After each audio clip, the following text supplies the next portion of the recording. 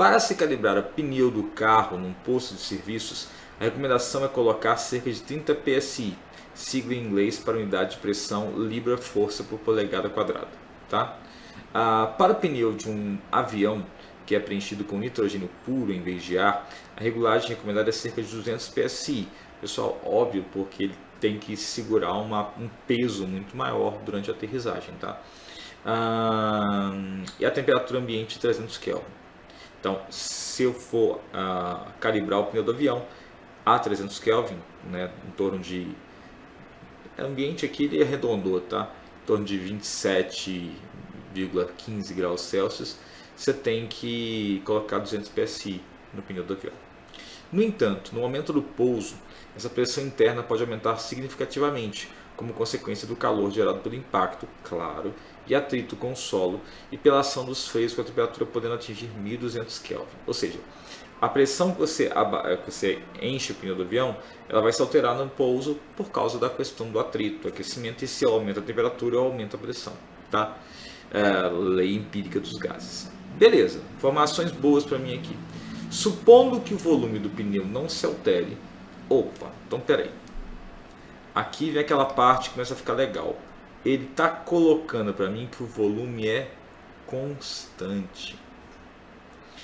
E mais interessante, o pneu ele não vai estourar. Então o pneu é um sistema fechado. Sistema fechado com volume constante é um dado muito importante. Vou te mostrar por quê. A pressão interna de nitrogênio do pneu durante o pouso pode atingir o valor de... Então, qual que é a situação que eu sei? Eu sei o seguinte, ó. A pressão, digamos, 1, que é a pressão na hora que eu abasteço, que eu encho o pneu, é de 200 psi durante ou com a temperatura de 300 Kelvin. Tá? A pressão 2, que é a pressão durante o pouso, eu quero saber. Só que a temperatura durante o pouso, ele falou que pode chegar a 1200 Kelvin. Tá? Então, a pressão pode atingir aquilo que a temperatura puder atingir, que é o máximo, que é 1200. Então, os dados estão todos no exercício. E aí, pessoal, o que eu faço aqui? Eu vou usar, como eu estou lidando com um sistema fechado, que não vai ter variação da quantidade de gás, lembra disso. Se variar a quantidade de gás, você não pode usar isso aqui. Se o sistema for fechado, não variar a quantidade em mols de gás, o mol não for uma variável, o que você faz?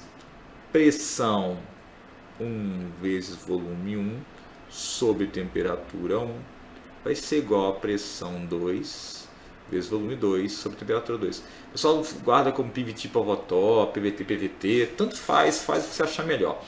O que importa é, para um gás, um sistema fechado que contém um gás, esse gás, as condições, o estado desse gás em relação à pressão, volume e temperatura, sempre mantém uma identidade dessa maneira, em que pressão e volume são inversamente proporcionais e a temperatura é diretamente proporcional à pressão e ao volume. Então, isso aqui eu já sei. Só que olha a facilidade. O volume é constante, então aqui nessa situação o volume eu vou zerar. O volume podia variar no sistema fechado, tá? Pode, tipo um balão é um sistema fechado, mas ele pode inflar, ou ele pode estufar, ou digamos, dilatar, melhor dizendo, ou não. Então, aqui eu vou usar o que? O P1 sobre T1 é igual a P2 sobre T2.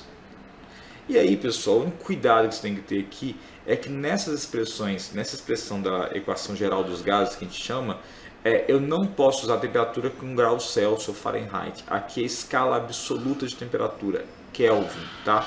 Então, o P1 aqui é 200 psi, o T1 é 300 Kelvin, o P2 eu quero saber e o T2 é 1200 Kelvin. O que eu faço agora aqui, ó? Passo a faca no Kelvin, corto ele, sobra só o restante aqui. Vou cortar o zero, corto também.